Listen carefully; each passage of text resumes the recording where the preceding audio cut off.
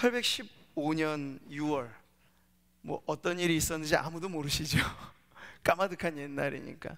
근데 세계 전쟁사에 있어서는 아주 기념비적인 그런 사건이 있었죠. 나폴레옹 1세가 패전하였던 워털루 전쟁이라는 그 전쟁사에 기록이 될 만한 그런 전투가 벌어진 때입니다. 뭐 역사가의 기록은 이 부분에 대해서 그냥 덤덤하게 서술할 수 있겠죠. 나폴레옹이 이끈 프랑스군이 뭐 영국 프로이센 연합군과 함께 이 워털루라고 하는 곳에서 전투를 벌인 끝에 패전하였다. 이렇게 딱 역사의 기록은 액면 그대로 있는 그대로를 서술합니다. 그런데 같은 이 전쟁의 전투의 현장을요, 문학가는 아주 전혀 다르게 표현을 하더군요. 우리가 장발장이라는 이야기로 잘 알고 있는 빅토르 위고의 이야기예요. 근데 그건 장발장 그 안에 한 소재고 대작이거든요. 레 미제라블이라고 하는 대작을 빅토르 위고가 썼는데, 이 워털루 전쟁에 대해서 그가 이렇게 기술합니다. 하나님의 거대한 오른손 그림자가 워털루 위에 떨어져 있었던 것이다.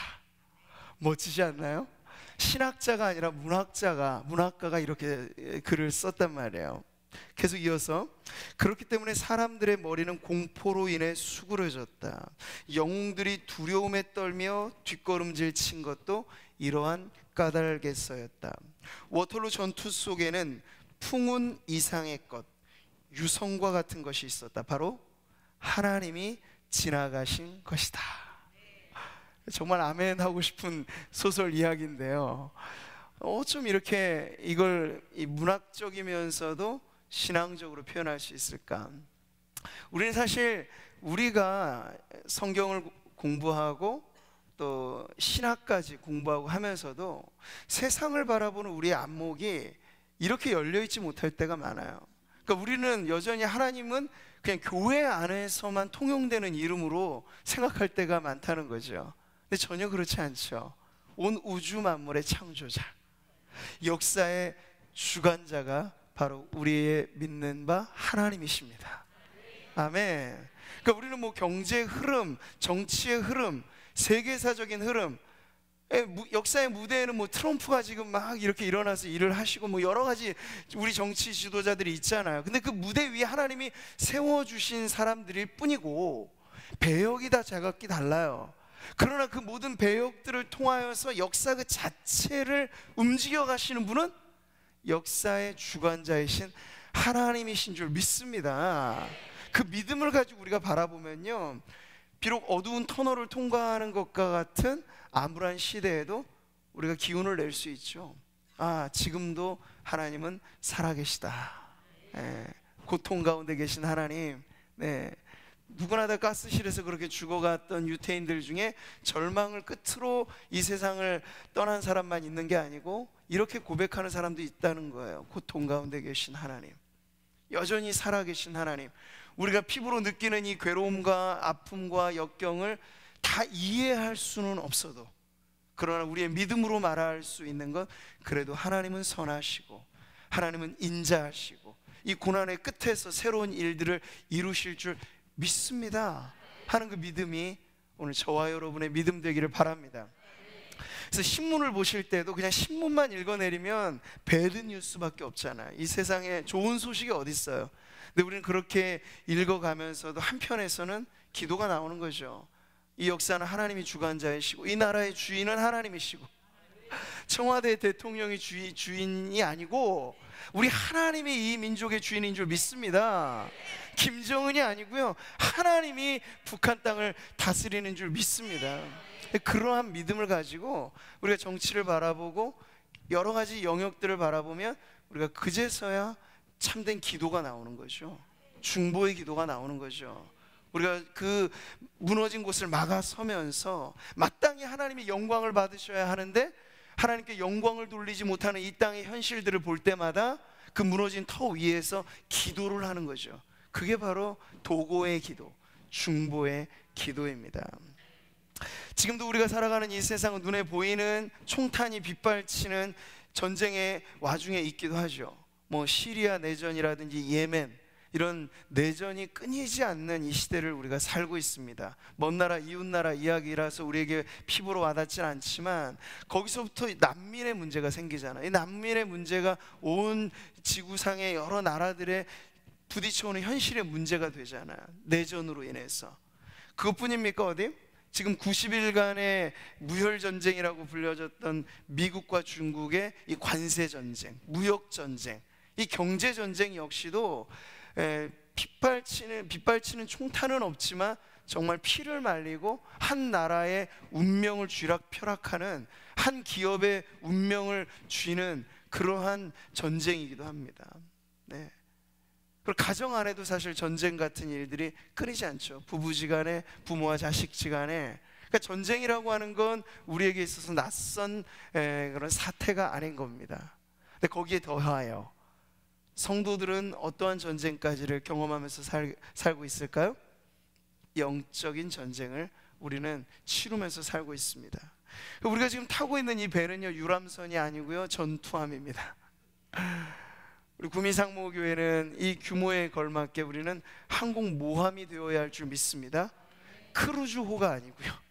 크루즈호는 아주 근사하게 크잖아요. 근데 그 존재 목적이 뚜렷해요.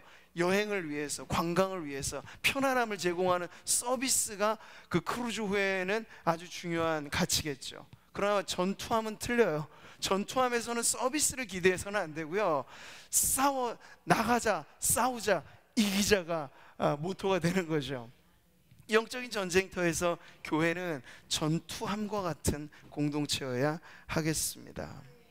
성경의 곳곳의 말씀에서 지금 우리의 이 현실, 영적인 실존을 그렇게 가르쳐 줍니다. 베드로전서 보면요, 근신하라, 깨어라, 너희 대적 마귀가 우는 사자같이 두루 다니며 삼킬 자를 찾나니. 바로 이게 우리의 현실이라는 거예요. 간혹 다큐멘터리를 보면 동물의 왕국 있잖아요. 동물의 왕국에서 포식자의 부류에 속하는 그러한 짐승들은 그 눈매가 얼마나 날카로운지 몰라요.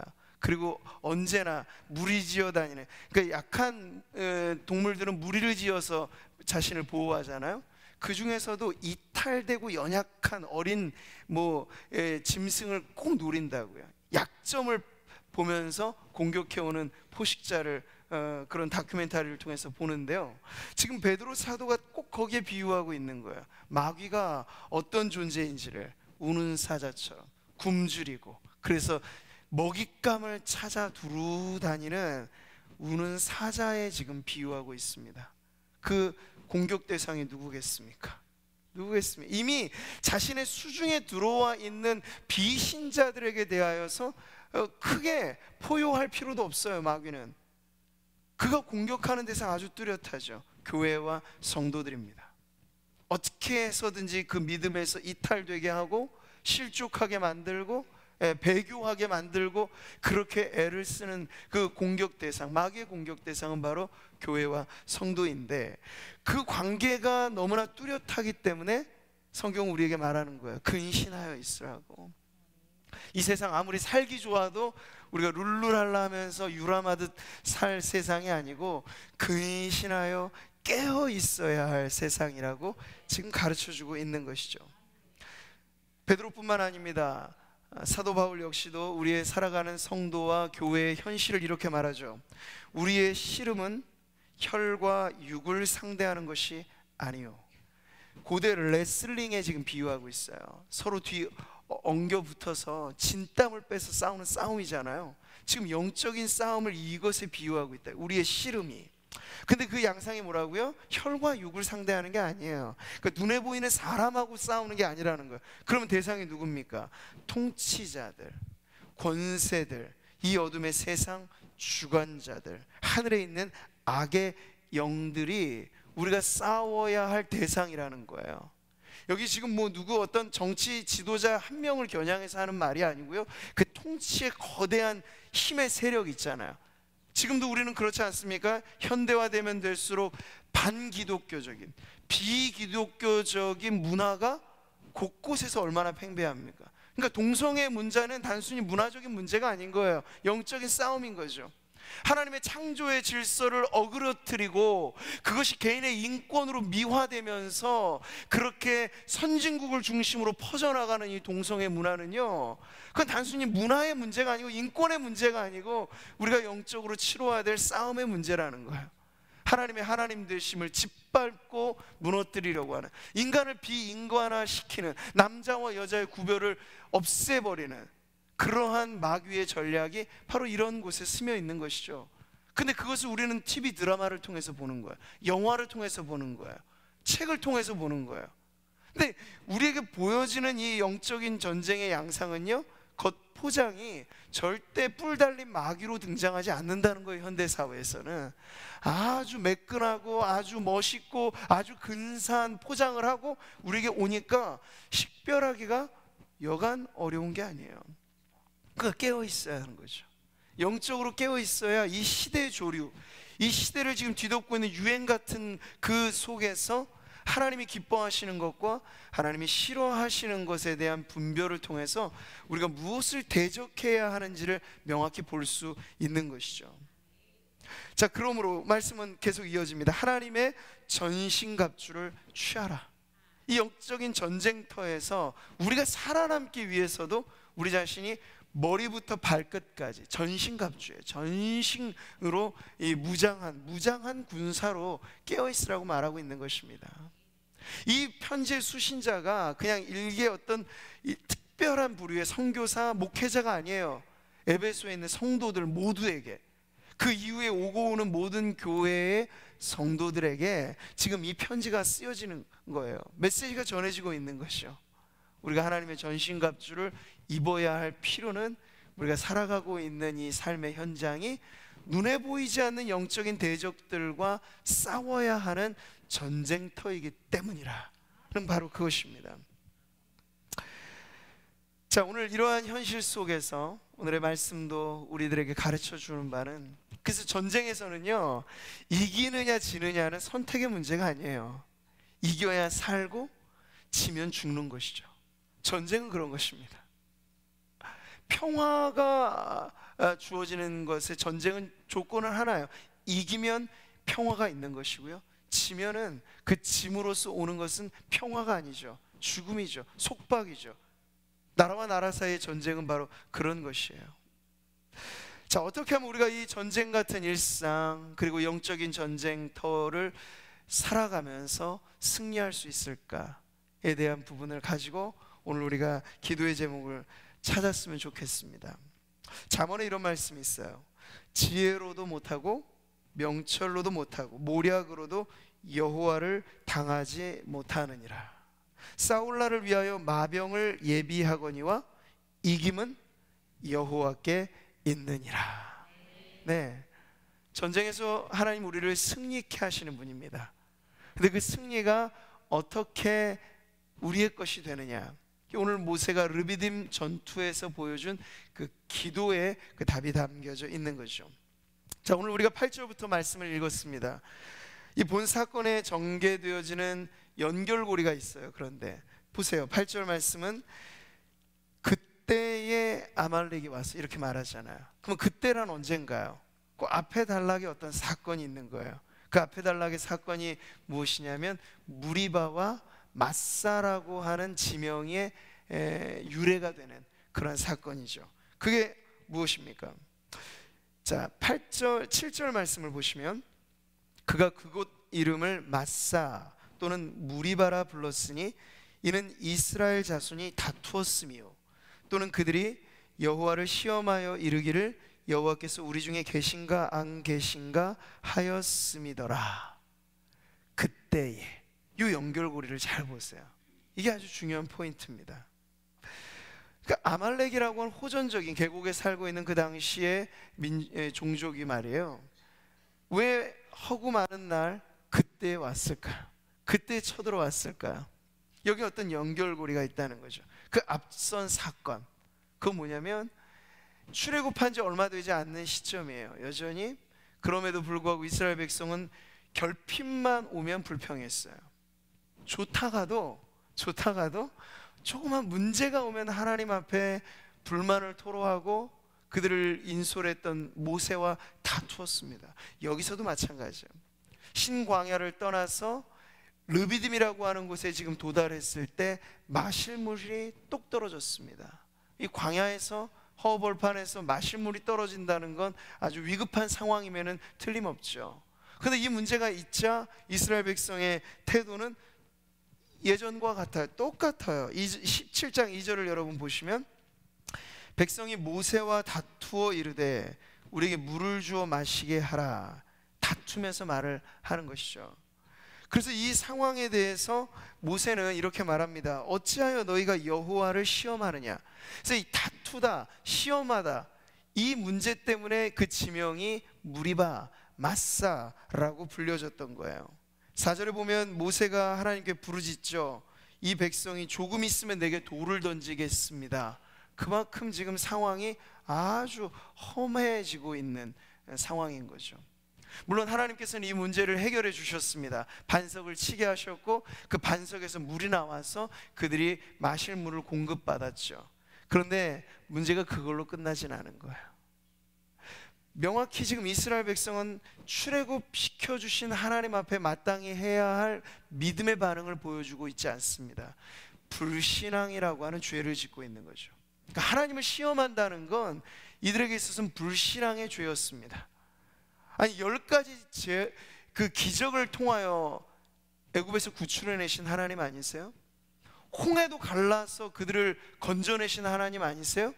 그런데 그보다 작은 문제들을 두고 하나님이 살아계신가 그렇지 않은가를 의심하고 의심을 넘어서 불평하고 다투기까지 하고 있는 이스라엘 백성은 지금 불순종, 불신앙의 죄를 범하고 있는 것이죠. 이스라엘 민족에게 지금 아말렉이라고 하는 전투, 이 싸움은 괜하게 일어난 일이 아니에요. 그냥 우연히 일어난 일이 아니에요.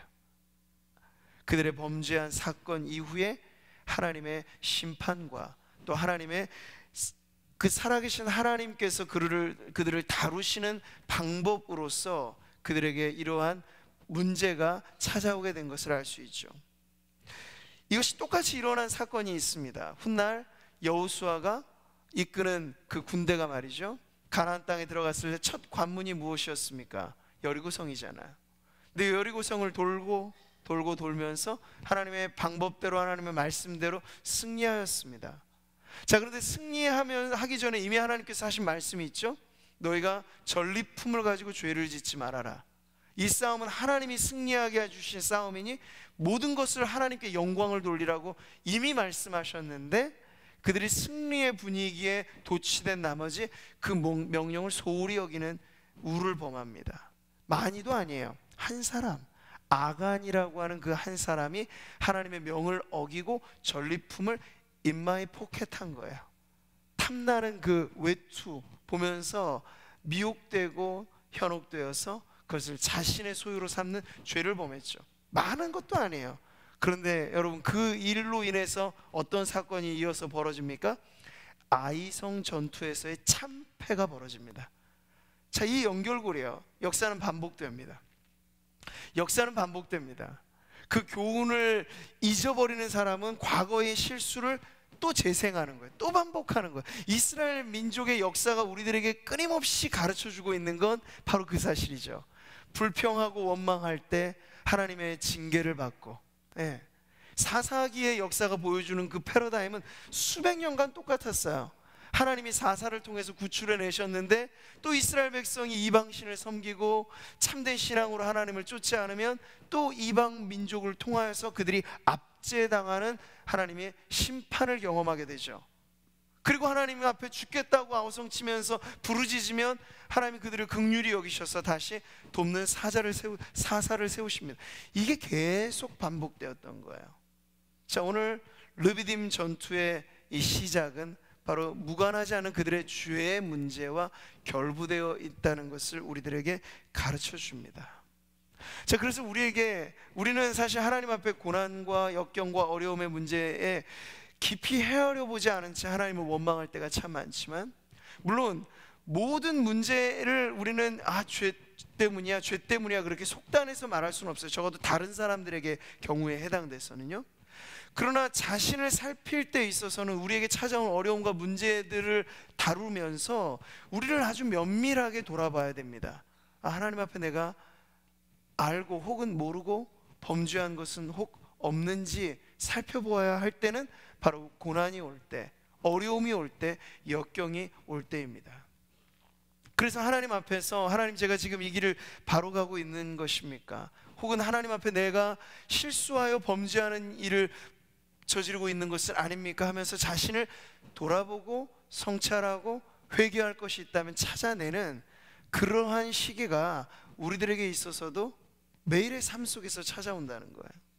그러니까 회개는요, 묵히고 묵혔다가 죽기 일보 직전에 해야 될 게 아니고 매일매일의 삶 속에서 우리를 돌아보는 작업입니다. 하루를 사시는 동안에도 오늘 이 기도하는 자리에 오시기까지만 하더라도 어때요? 빨리 한번 돌아보세요. 오늘 하루 동안에 우리가 말로, 눈으로, 귀로 우리의 모든 삶의 현장에서 하나님이 기뻐하시는 일을 하지 않은 것, 하나님이 싫어하시는 일을 한 것, 이 모든 것에서 사실 우리는 회개할 거리가 없는 인생은 아무도 없을 것입니다. 그런데 우리가 문제는요, 이것을 너무 가볍게 취급한다는 거야. 쉽게 다룬다는 거야. 그러니까 어때요? 죄가, 작은 죄의 문제가 쉽게 처리할 수 있음에도 불구하고 그게 처리가 안 되면 계속 우리 안에 쌓이는 거죠. 계속 우리의 영혼을 짓누르는 거죠. 마치 뱀이 또아리를 틀듯이 죄의 문제가 우리 안에 우리의 영혼을 휘감아 둘 정도로 우리가 그걸 방치시켜 놓는 우를 범하는 거예요. 자, 이 관계를 명확하게 하시기 바라요. 르비딤 전투에서 이스라엘 민족이 처한 이 어려움이 우연히 혹은 운이 없어서, 나빠서 그런 것이 아니라 그들이 명확하게 하나님 앞에 저지른 불신앙의 문제로 인하여 닥친 어려움이었다 하는 점을 우리가 꼭 기억해야겠습니다. 자, 뿐만 아닙니다.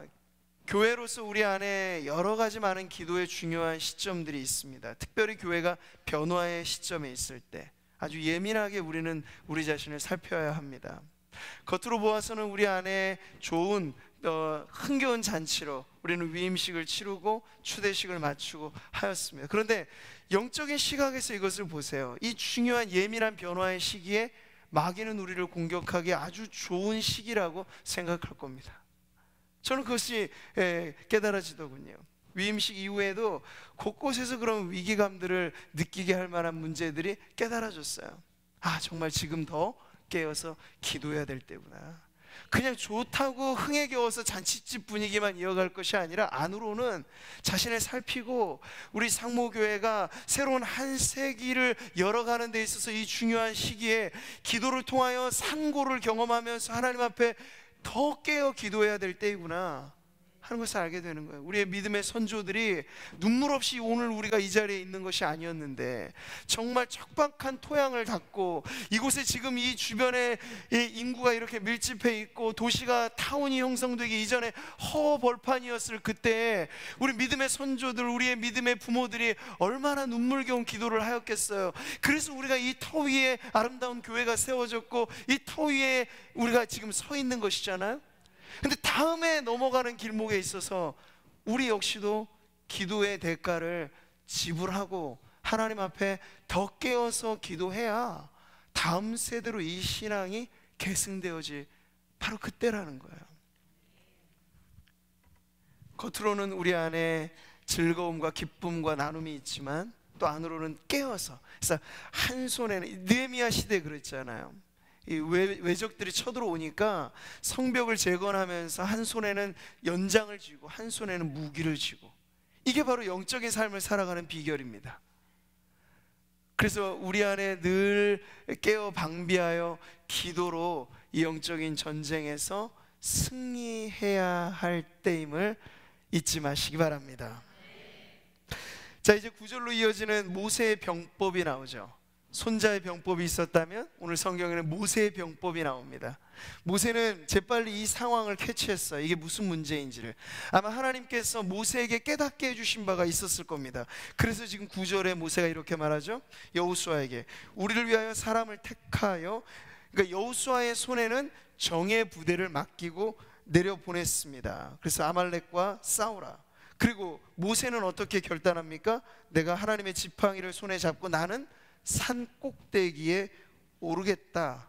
지금 무언가 구분된 전략을 하는 것이죠. 평지에서 여호수아가 이끄는 부대를 파견하는 것과 동시에 모세는 산 꼭대기에, 이 전시의 모든 상황을 볼 수 있는 일종의 지휘 통제실을 산 꼭대기에 구축하겠다라는 지금 이야기를 하고 있는 것입니다. 자, 이것을 통하여 모세가 취하고자 했던 방식은 아주 분명한 거예요. 하나님 앞에 자신과 아론과 훌은 중요한 자리에서 기도의 짐을 짊어지겠고, 그리고 여호수아, 너는 부대를 이끌고 가서 이 싸움에 창과 또 칼과 방패를 들고 전쟁터에 나가라 하는 그러한 명령을 주고 있는 것이죠. 자, 우리가 생각하기에 이 전쟁에서 정말 치열한 접전이 벌어지는 자리는 물론 아말렉과 실제 전투가 벌어지는 여호수아의 군대일 것입니다.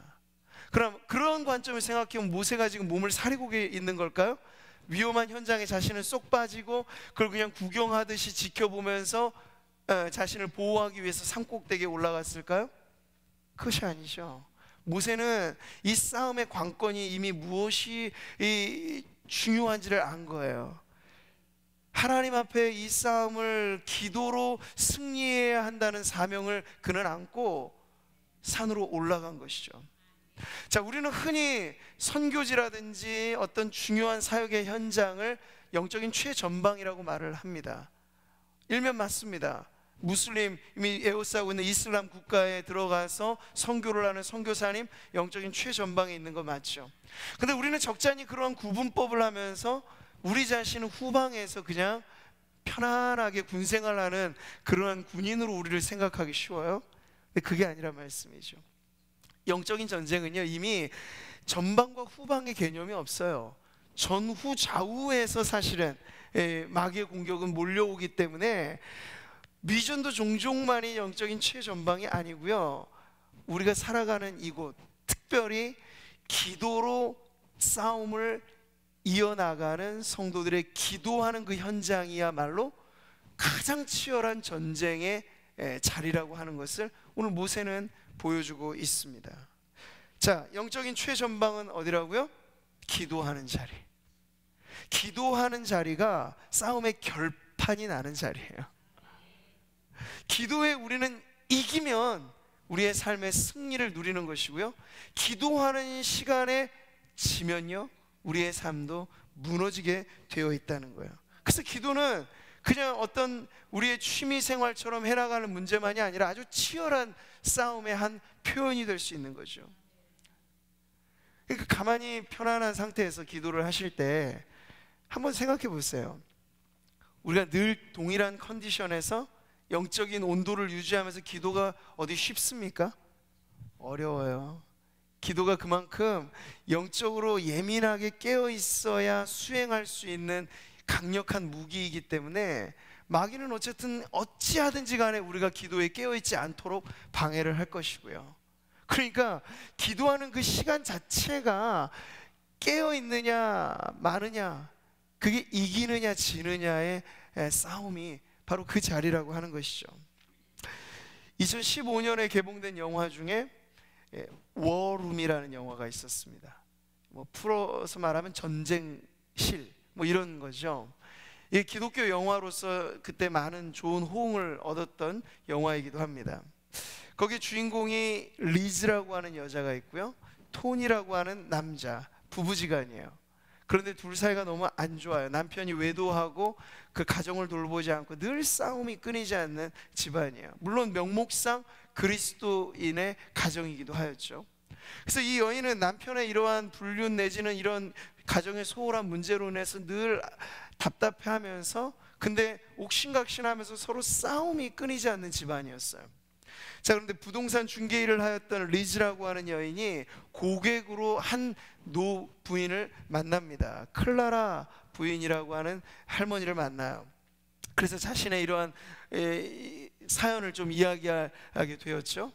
가정의 문제, 또 부부의 이런 문제를 이야기했는데, 이 클라라라고 하는 이 주인공이 말이죠, 뜬금없이 이 여자를 어느 장소로 데려갑니다. 자기의 집에 조그마한 벽실 같은 곳, 옷장 같은 곳을 소개시켜 주는 거예요. 그러면서 그 방의 이름이 워룸이라고 가르쳐 줍니다. 여기가 내가 전쟁을 치르는 곳입니다. 그곳이 어디냐면 바로 기도하는 자리예요.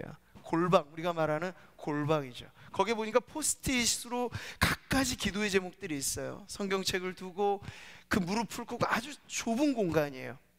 어느 집에서라든지 만들면 만들 수 있는 아주 좁은 공간, 그곳을 이 할머니는요 전쟁을 치르는 장소라고 하면서 곳곳에 세계의 중요한 문제들, 현안들을 다 거기서 기도하면서 마치 모세처럼 전투를 벌이듯 그렇게 기도하는 것을 가르쳐 줬어요. 그 방법을 가르쳐 줬어요. 그러면서 말하기를, 남편은 당신의 적이 아닙니다.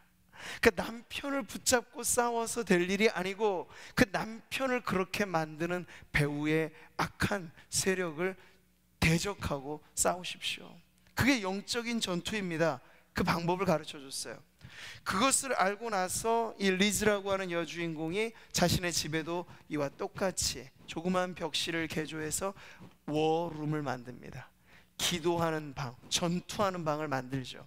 그러면서 영화는 이제 중반 후반을 넘어가면서 그 가정에 불화가 끊이지 않던 가정에 남편이 변화되어지는 그 모습들, 그리고 가정에 다시 한번 화평을 되찾는 그런 아름다운 회복으로 해피엔딩을 맺게 되는 것이죠. 자, 이 영화가 보여주는 건 기도라고 하는 것이 가정에 사소하게 보이는 이 다툼의 문제에서도 해결의 열쇠가 된다 하는 것을 보여주고 있어요. 이건 우리 안에도 누구나 경험하는 문제들이죠. 근데 우리도 여전히 이 영화의 주인공처럼 남편과 아내와 부모와 자식이 서로가 원수인 것처럼 싸운다고요. 그러니까 해결이 나는 것이 아니라 문제가 더 꼬여지고 가정은 더 깨어지고 아픔이 끊이지 않는, 그게 불신 가정에만 있는 문제가 아니고 민노라고 말하는 믿음의 가정 안에도 다 있게 마련이 그런 문제라는 거예요. 그랬을 때 우리가 이 문제를 이제 다른 방법으로 해결해야 돼요. 상대를 대상으로 싸워서 말해서 고쳐질 게 아닌 게 분명하다면 우리 역시도 우리의 집집마다 전쟁터라고 말하는 영적인 전투를 치르는 기도의 골방을 만들어야겠죠. 그 기도의 골방에서 무릎으로 싸움을 치러야 하는 것이에요. 네. 거기서도 배우자를 적이라고 막 말하지 말고 긍휼한 마음을 가지고 오히려 축복하면서 이 싸움을 치러 나가게 된다면, 우리 성도님들의 가정 안에 지금도 그런 여러 많은 다양한 이유들로 가정에 아픈 기도의 제목들이 다들 있으실 텐데요, 오늘 모세가 보여준 그 방법, 그리고 그 영화에서 보여준 전쟁의 싸움의 방식처럼 기도를 통해서 가장 강력한 기도라고 하는 무기를 쥐고 승리하는 자리로 나아가시기를 축복합니다. 네. 자, 오늘 이 말씀이 그대로 전쟁의 우열 양상을 이렇게 보여줍니다. 신기하게도 11절 보세요. 모세가 손을 들면 이스라엘이 이기고, 피곤해서 손이 좀 내려가면 아말렉이 이기고. 참, 이건 뭐 우리가 재미있게 말할 수 있는 얘기가 아니에요. 아말렉이 이긴다라고 하는 건 모세가 두 눈을 똑똑히 두고 볼 때 지금 자신의 동족 이스라엘 백성이 죽어나간다는 거예요. 그러니까 이것이 얼마나 절체절명의 위기인 거예요. 손을 내릴 수 없고 계속해서 들어야 되는데, 어쨌든 피곤하여 손이 내려질라 치면 또 아말렉에게 밀리는 그런 싸움을 하는, 참 신기하게도 하나님께서 모세의 손에 전쟁의 우열의 승패의 양상이 있도록 보여주신 것이죠. 기준이 아주 분명했던 거예요. 싸움의 관건은 여호수아의 칼날에 있지 않고 모세의 손에 달린 문제라는 거 하나님께서 가르쳐 주신 것이죠. 이건 기도할 때와 기도하지 않을 때의 차이가 너무 극명하게 보여진 사건입니다. 하나님께서 그래서 이것을 그 이후에 결론에서 뭐라고 말씀하세요? 책에 기록하라고, 여호수아의 귀에 외어들리라고 했잖아요. 이게 그만큼 중요한 싸움이었기 때문에 그러신 건데, 이 싸움의 교훈이 뭔가요? 기도를 통해서만 이 난관을 극복할 수 있는 것임을 하나님께서 명백하게 가르쳐 주기 위해서 희생의 대가를 지불하면서도 하나님께서 이것을 가르쳐 주신 거예요. 모세가 손을 들면 이기고 손을 내리면 지도록 하나님 하시면서 철저하게 기도 외에 다른 방법이 없다라는 걸 하나님께서 가르쳐 주신 것이죠. 신앙이 없는 사람들에게는 이것은 전혀 낯선 세계의 이야기일 거예요. 기도를 하든 기도를 하지 않든 내 삶은 내 것이고, 내가 벌어서 사는 것이고, 내가 노동의 대가로 지금 사는 것이고, 이것이 이 세상에 하나님을 믿지 않고 살아가는 사람들의 삶의 방식이죠. 그럼 성도로서 우리들은 어떤가요? 우리도 마찬가지로 기도할 때와 기도하지 않을 때 별다른 차이 없이 살아간다면 우리의 신앙은 어찌 보면 명목상의 신앙일 수도 있을지 몰라요. 왜냐하면 기도라고 하는 것은 분명한 차이를 내는 것이기 때문이에요. 기도는 분명한 변화를 일으키는 것입니다. 모세를 통해서 이걸 보여주신 거예요. 기도할 때와 기도하지 않을 때와, 손을 높이 들 때와 손이 내려갈 때 너무나 분명한 차이를 보여주신 건 하나님이 이걸 통해서 기도란 이런 것이다, 기도할 때와 기도하지 않을 때는 분명한 차이가 있다, 하나님 그것을 가르쳐 주신 거예요. 그래서 기도는 꼭 필요한 것입니까? 누가 묻는다면 그건 당연하죠. 기도하지 않으면 우리의 삶이 후퇴할 수밖에 없어요. 기도하지 않으면 우리의 삶이 무력해질 수밖에 없어요. 기도하지 않으면 우리가 넘어질 수밖에 없어요. 그것을 알기 때문에 영적인 싸움에서 기도는 반드시 이어가야 할, 새벽의 기도, 금요 철야의 기도, 우리의 일상의 기도, 합심의 기도, 개인의 기도, 통성의 기도, 침묵의 기도, 어떤 방편이든지 기도는 무시로 성령 안에 해야 할 가장 중요한 우리의 영혼의 호흡입니다. 믿으시기 바랍니다. 그 성경이 말씀하잖아요. 기도에 깨어 구하기를 항상 힘쓰라고 말해요. 성령 안에 기도하기를 깨어서 또 기도하라고 가르쳐주고 있는 거죠. 예수님께서는 이렇게 말씀하셨어요. 이르시되 기도 외에 다른 것으로는 이런 종류가 나갈 수 없느니라. 변화산 사건 이후에 내려오셔서 흉악한 귀신 들린 자식을 데려와서 고쳐달라고 했을 때 예수님 그 사건의 문맥에서 하신 말씀이거든요. 그래서 이런 종류라고 하는 건 뭐냐면 그냥 여러 가지 많은 어려움 정도가 아니라 이렇게 흉악한 귀신이 들려있는 심각한 문제는 더군다나 기도라는 것 아니고는 결코 해결될 수 없다고 예수님 못 박아 말씀하신 거야. 기도 외에는. 거기에 다른 필사본, 다른 사본에는요 기도와 금식을 붙여서 말하죠. 그러니까 때때로 아주 중대한 사안에 있어서는 금식 기도까지도 그래 성경은 예수님은 강조하신 거예요. 기도 외에는 다른 방법으로 이 흉악한 문제가 해결되지 않는다는 거. 자, 우리의 삶에 부딪혀온 여러 다양한 문제들이 있지만 그 난이도가 더하면 더할수록 그럼 우리가 뭐에 전무해야 된다는 건 너무 명확하죠. 기도예요. 사안이 중대할수록, 문제가 심각할수록 예수님의 이 말씀을 잊지 마시기 바랍니다. 기도 외에는 이러한 종류가 다른 방법으로는 나갈 수 없다. 골로새서에 보면 기도를 항상 힘쓰고 기도에 감사함으로 깨어있으라고 말씀하세요. 예수님 또 마태복음에서 시험에 들지 않게 깨어 기도하라. 마음의 원이로되 육신이 약하도다 말씀하고 있어요. 그러니까 이 모든 것이 우리들에게 계속 후렴구로 반복하는 거, 깨어있으라, 기도하라, 기도하라, 또 기도하라. 근데 그 기도는요 그냥 기도의 자리에만 앉아있다고 되는 기도가 아니에요. 우리의 정신과 우리의 마음이 오로지 하여 깨어있어야 돼요. 정신을 바짝 차리고. 보세요, 겟세마네 동산에서도 예수님의 애제자들은 다 내려갔잖아요. 기도의 그 영향권 아래 그들은 있었어요. 그러나 예수님만 깨어 있었고 제자들은 졸았단 말이죠. 연거푸 졸았어요. 예수님 피땀 흘리는 그 동안에도 제자들은 피곤하여 졸았단 말이에요. 그래서 주님 말씀하신 거예요. 기도에 깨어있으라. 너네 마음은 원이로되 육신이 약하니 시험에 들지 않도록 깨어서 기도하라 말씀하신 거예요. 기도는 우리의 몸으로도 하는 것이지만 우리의 마음이 깨어있어야 되고, 기도에 우리의 정신이 고추 세워 있어야 되고요. 말씀을 붙잡고 하나님의 뜻을 분별해서 그것을 하나님 앞에 계속해서 간구해야 기도가 전인적인, 우리의 전 영혼이 우리의 몸과 더불어서 하나님 앞에 기도할 수 있는 것입니다.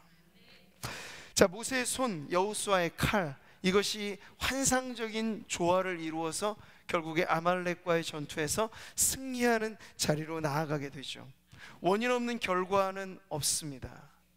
자, 이 싸움에서 승리가 결국은 모세의 높이 들린 손, 그것이 원인적인 부분이었고, 여호수아의 칼로 이루어진 승리는 그 원인이 있었기 때문에 주어진 결과라고 하는 선후 과정을 하나님께서는 이 말씀을 통해서 가르쳐 주셨습니다. 우리가 기도하지 않은 채로 좋은 결과만 바란다, 기도의 수고를 감당하지 않은 채 교회가 흥하기를 바란다, 이것은 원인 없는 결과를 구하는 것과 다르지 않아요. 모든 역사상 교회 공동체가 부흥의 현장에는요, 깨어서 기도하는 성도들이 있었습니다. 예배가 살아 꿈틀거리고 하나님의 임재가 넘쳐 흐르는 그런 살아 생동력 있는 예배가 드려지는 현장에는요, 언제나 이것을 위해서 깨어 기도하는 성도들이 있단 말이죠. 저는 바랍니다.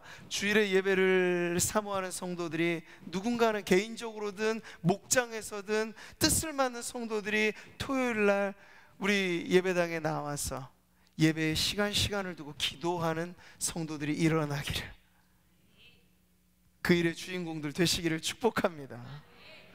설교의 황태자라고 불렸던 스펄전은요, 목회 사역을 17살에 설교를 시작했어요. 17살에. 그리고 17년의 사역, 그러니까 아주 젊디 젊은 37살 정도 되는 때에 지금도 명작으로 알려져 있는 목회론이라고 하는 책을 써요. 37살 그 나이에 말이죠.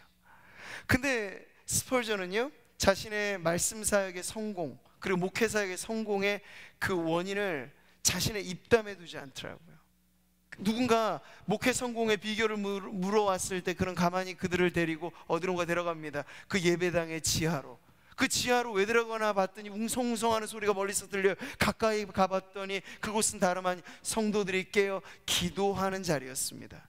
그래서 스펄전 말하죠, 내가 하나님의 종으로 말씀의 사역에 무언가 은혜를 끼칠 수 있었던 이유가 있다면 나는 지금도 나를 위하여 깨어 기도하는 성도들이 있습니다.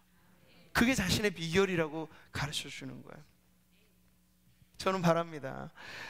저를 위해서나 또 우리 원로 목사님을 위해서 또 교회의 교육자들을 위해서 사명을 갖고 정말 기도하는 중보기도의 용사들이 있다면, 물론 죽었다 깨어나도 스펄전 목사님처럼 되기는 어렵겠지만 말씀의 사역을 통하여서 하나님께서 일하시는 말씀의 종으로 쓰임받게 될 줄 믿습니다. 그러니까 기도는 물론 제가 감당해야 될 처절한 저만의 몫이기도 하지만, 오늘 이 사건이 보여주는 건 뭔가요? 모세도 인간이기 때문에 지치고 피곤하고 손이 내려갈 때가 있다는 거예요. 근데 그랬을 때 공동체적인 연합이 보여주는 아름다움은 아론이 한쪽 팔을, 훌이 한쪽 팔을 들어 세워서, 믿음의 삼겹줄의 모습이 여기 보여지고 있는 거죠. 그래서 해가 지도록 손이 내려오지 않도록 만들어 줌으로써 결국에 승리하였다라고 하는 모습을 보여주잖아요. 이 승리의 자리에서 모세 혼자만 영광을 누리게 되는 게 아니에요. 옆에 손을 붙잡아 주었던 아론도, 훌도, 그리고 목숨 걸고 나와서 싸웠던 여호수아도, 그 군대도 전체가 함께 즐거워한 승리를 누릴 수 있었던 바로 그것, 이들이 함께 깨어서 기도하였기 때문이라고 하는 너무나 명확한 결론을 우리들에게 보여주고 있습니다. 우리는 극단에 치우치기 쉽습니다. 기도하지 않고 일만 함으로써 하나님의 일하심을 못 보는 힘든 신앙생활만 이어가는 분들이 계실 수 있고요. 또 너무 기도만 하느라고 여호수아의 몫은 아무도 감당하지 않으려고 하면 그 또한 낭패죠. 그러니까 교회 안에는요, 저마다 주어진 역할들이 있다는 거예요. 그러나 그 모든 역할의 구심점은 다름 아닌 기도, 깨어서 함께 연합하여서 기도하는. 그래서 목장도 마찬가지예요. 목장의 구심점은 언제나 서로를 위한 기도여야 합니다. 부서의 모든 사역은 역시 그 구심점은 기도여야 합니다. 우리가 주일학교 사역을 흥황케 하고 여기까지 왔는데요, 그 비결 중에 하나는 뭘까요? 교사들의 헌신인데, 그 헌신의 가장 중앙에는 아이들을 부둥켜 안고 기도하는 교사들 아니겠어요? 주일에 가장 이른 시간을 깨어서 기도하는 교사들이 있어요. 저는 그 기도의 자리를 볼 때마다 우리 주일학교의 미래가 여전히 밝다라고 하는 걸 확신합니다. 근데 그 원리는 단순히 주일학교만이 아닌 거예요. 모든 교회의 사역의 현장마다 우리가 이번 주에 또 임명식이 있고요, 계속해서 중요한 직분을 우리가 세워나가고 역할들을 줄 텐데, 그게 어떤 자리든지 간에 우리는 그 중심에 기도로 이 사명을 감당해야 하겠다라고 하는 결단을 해야겠습니다. 적어도 금요철야에 나와서 기도하는 성도님들이시라면 바로 그런 사명자로 하나님께서 세우신 것입니다. 누군가는 모세, 누군가는 아론과 훌의 역할을 같이 감당하면서 결국에는 승리할 수밖에 없는 이 싸움을 우리가 감당하게 되기를 소원합니다. 나는 너희를 위하여 기도하기를 쉬는 죄를 여호와 앞에 결단코 범하지 아니하고, 사무엘의 말이죠. 저도 꼭 이 말이 저의 목회의 슬로건이 되기를 바라고 깨어있기를 힘쓰고 싶습니다. 그런데 때때로 연약해질 때도 있을 거예요. 그럴 때를 아셔서 하나님께서 오늘 이 말씀을 보여주시는 거예요. 우리 성도님들이 아론의 편에 서서, 훌의 편에 서서 함께 손을 높이 들고 거룩한 손을 들고 기도하는 우리 구미 상모교회 되라고 하나님께서 오늘 이 말씀 우리에게 주신 줄 믿습니다. 교회는 영적 전쟁이 치열한 상황에서 기도로 승리하는 공동체입니다. 기도는 우리로 하여금 이 모든 삶의 자리에서 승리케 하는 가장 강력한 무기인 줄 믿으시기 바랍니다. 여호와 니시, 하나님이 우리의 승리라고 하는 그 깃발이 꽂혀지듯 제단을 세웠던 모세가 우리들에게 그 메시지를 지금도 주고 있는 거예요. 하나님 우리와 함께 하시고 우리가 하나님의 편에 서서 깨어 기도한다면 여전히 승리는 우리의 것이라고 외치고 있는 것이죠. 이 지역 안에서 영적인 기류들을 우리가 이끌어가기를 바랍니다. 이단의 문제는 계속해서 치밀하게 우리를 공격해 오고 있습니다. 근데 이단과 맞붙어서 싸워 이길 싸움이 아니에요. 중요한 건 우리가 깨어있는 것이죠. 기도하면요, 성령이 계신 곳에 승리가 있는 거잖아요. 이단이 아무리 득세하고 뭐 별의별 방법으로 공격해 오더라도 우리가 기도하며 성령의 보호하심을 받게 되면 승리는 우리의 것입니다. 구미 지역 안에 이단이 발붙이지 못하도록 우리가 깨어서 기도의 영적 전투를 수행해 가기를 바랍니다. 할렐루야. 그래서 하나님이 싸우시는 전투가 되게 하는 것이죠. 하나님이 싸우시는 전투, 이게 여호와 니시의 뜻입니다. 내가 대대로 싸우리라. 우리는 기도하고 싸움의 전방에서 하나님의 일하심을 보면서 우리 성도로서 개인의 삶이나 그리고 우리의 가정이나 그리고 우리 교회가 새롭게 나아가는 그 자리에 있게 될 그 모든 일들이 여호와 니시의 깃발을 꽂는 자리가 되기를 소원하고, 오늘도 기도하시면서 가지고 온 여러 가지 많은 무거운 짐들마다 승리의 깃발로 꽂혀지는 승리를 경험하게 되시는 이 밤 되기를 축복합니다. 깨어서 모세의 높이 들린 손과 같은 기도로 하나님 앞에 나아가는 저와 여러분 되시기를 주님의 이름으로 축원합니다. 할렐루야. 우리 같이 찬양하면서 기도의 자리로 나아가겠습니다. 하나님 오늘 우리에게 너무나 분명한 말씀을 주신 거예요. 기도 외에 다른 방법이 없다는 것. 고만고만한 일들은 우리가 다 하는 것 같아 보일지 몰라요. 그러나 교회의 영적인 부흥은 기도 외에 다른 방법은 없습니다. 다음 세대가 흥하고 부흥케 되어지는 건 기도의 무릎만큼 일어날 것입니다. 오늘 우리가 그 짐을 짊어지고 주님 앞에 나아가야 되겠습니다. 가정에 오래도록 묵혀있는 문제들이 있으신가요? 오늘 귀담아 들으세요. 기도 외에 다른 것으로 이것이 해결되지 않을 겁니다. 육신의 어려운 질고도 마찬가지예요. 기도한다면, 하나님이 싸우시는 전투가 된다면 우리가 승리할 줄 믿습니다. 그 믿음으로 전쟁은 하나님께 속한 것입니다 선포하면서 우리 다 같이 힘차게 나아갔으면 좋겠습니다.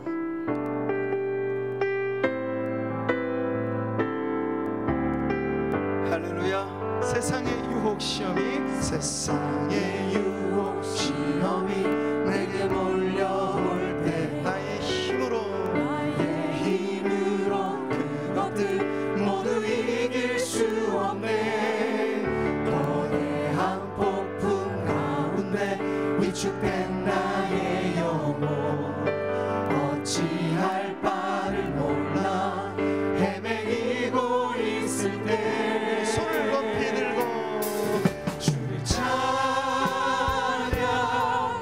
손을 들고 찬양. 오늘 우리가 모세에 높이 들린 손과 같이 주님께 높이 손을 들고 찬양합니다. 기도합니다. 하나님 주를 찬양 손을 들고 찬양. 전쟁은 하나님께 속한 것이니. 세상의 유혹 시험이 내게 몰려올 때 나의 힘으로 그것들 모두 이길 수 없네. 거대한 폭풍 가운데 위축된 나의 영혼. 만약 그런 분들 계시다면 오늘 이 밤 주님 앞에 두 손을 높이 들고 전쟁에 승리케 하시는 주님을 찬양하기 원합니다. 주님 찬양 손을 들어 찬양. 전쟁은 나에게 속한 것 아니니. 주를 찬양 손을 들고 찬양. 전쟁은 하나님께 속한 것이니.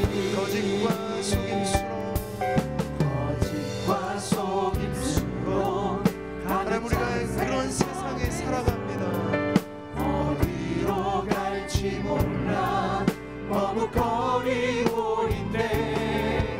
공주의 권세 잡은 자 지금도 우리는 실패와 절망으로 하나님 그러기 때문에 우리가 이 시간 주님께 손을 들고 찬양하며 기도합니다. 찬양 손을 들고 찬양. 전쟁은 나에게 속한 것 아니니. 주를 찬양 손을 들고 찬양. 전쟁은 하나님께 속한 것이니. 거짓과 속임수로 가득 찬 세상에서 어디로 갈지 몰라 머뭇거리고 있네. 공주의 권세 잡은 자 지금도 우리를 실패와 절망으로 넘어뜨리려 하네. 주를 찬양 손을 들고 찬양. 전쟁은 나에게 속한 것 아니.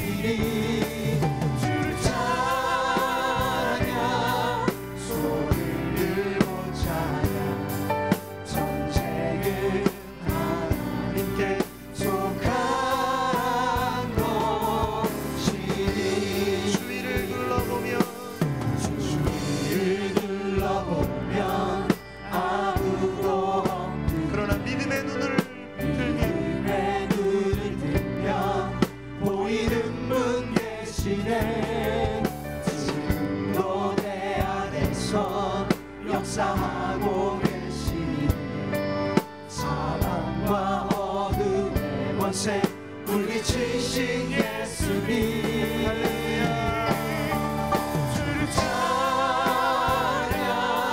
손을 들고 찬양 전쟁을 나에게 속한 것 아니니 주를 찬양 손을 들고 찬양 전쟁을 하나님께 속한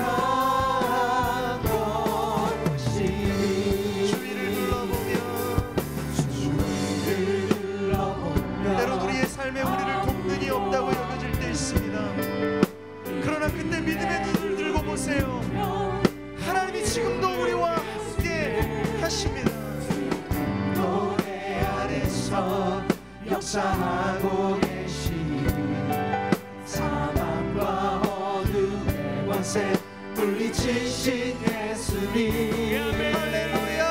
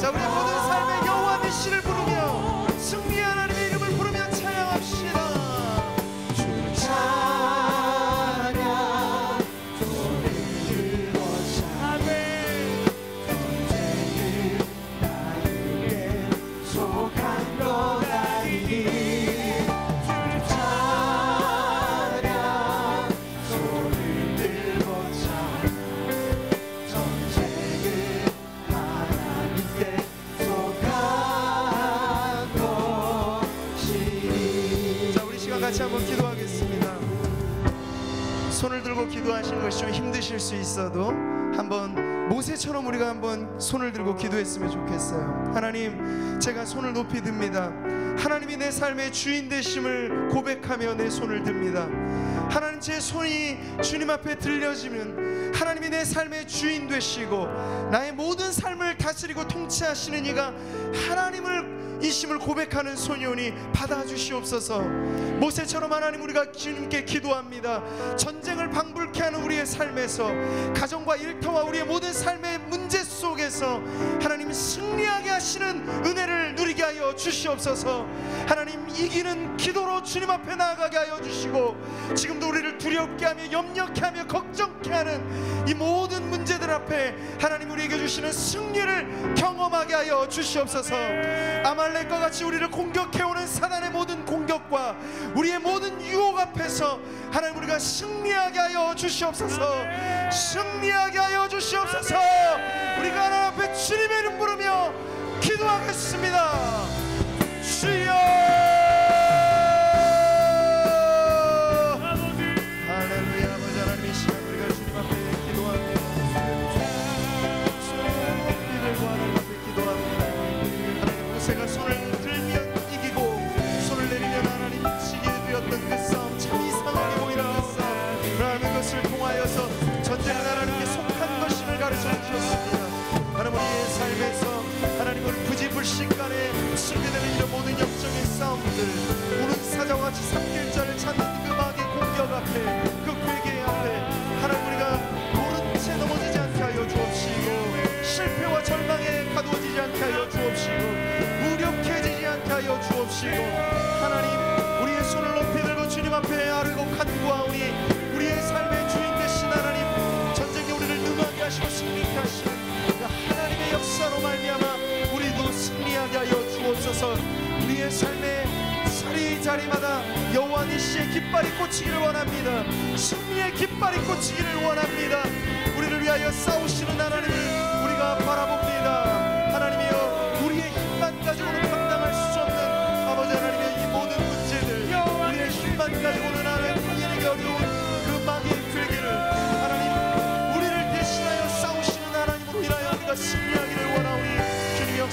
주시옵소서. 할렐루야. 아버지 주님이 하나님 우리를 위하여 싸우시는 그 싸움을 아버지 하나님 우리가 누리게 하여 주셔서 하나님 기도하는 이 시간 기도하는 이 자리 승리를 경험하게 하여 주시옵소서. 이기는 기도를 경험하게 하여 주시옵소서. 모세와 같이 결국에 승리하는 아버지 하나님 기도로 주님 앞에 나아가는 모든 성도들 되게 하여 주옵시고 하나님 우리 구미 산모교회가 기도하는 교회로 깨어있게 하여 주옵소서. 새벽마다 밤마다 기도하는 성도들로 아버지 하나님의 이 예배당이 채워지게 하여 주옵시고 아버지 하나님 이 지역에 묻고 있는 모든 어둠의 권세를 하나님의 이